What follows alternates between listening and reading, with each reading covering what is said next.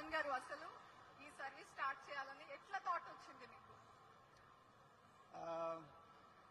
దానికంటే ముందు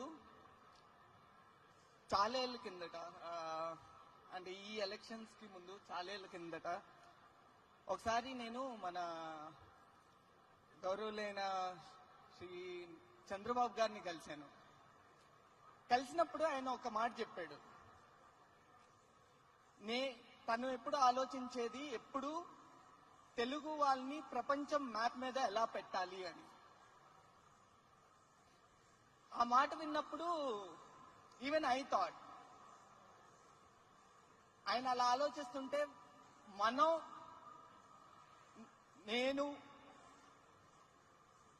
ఏమైనా ప్రయత్నం చేసి తెలుగు వారి పేరు మొత్తం భారతదేశం మొత్తం ఎట్లా వ్యాపించేటట్టు చేయొచ్చని మొదలు పెట్టాము 2015లో. ఈరోజు ర్యాపిడో భారతదేశంలో 100 cities పైగా మేము వ్యాపించున్నాము. Let's give it a big hand. 100 cities it has expanded to.